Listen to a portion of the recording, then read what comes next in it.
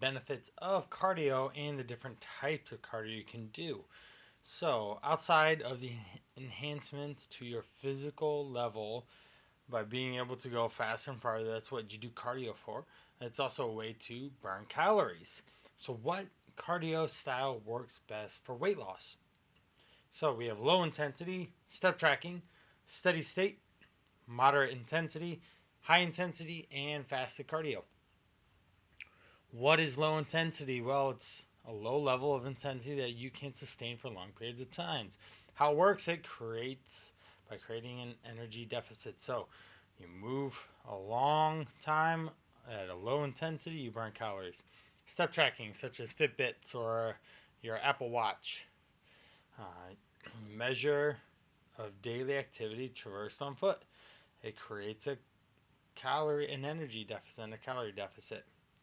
Steady state cardio, where you maintain the same pace for a set period of time. So you could be on a treadmill running for 60 minutes at the same pace. This creates an energy deficit.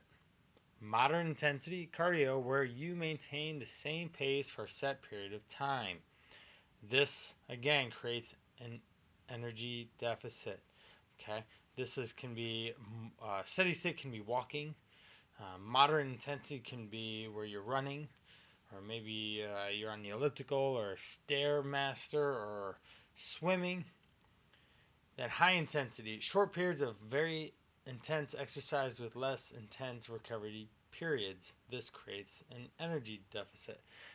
There's a lot of talk around high intensity training with the EPOC, excess post oxygen consumption, after you get done with that exercise, and how that can potentially burn more calories in the long haul up to 48 hours after that single HIIT, HIIT, high intensity interval training workout. This is a very popular one when you don't have a lot of time. And then fasted, no longer processing food and insulin levels at a low level. They're at low levels.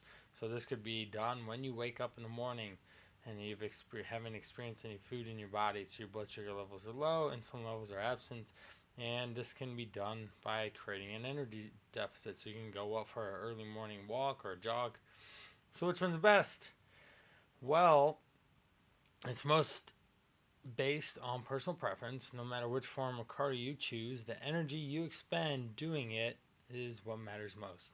Some will argue that EPOC, as I said earlier, is greater, but it's hardly an amount that is going to be the diverse factor in your weight loss efforts. Others will also argue that fasted cardio is better for fat loss, but research just doesn't support it being superior to a fed state cardio.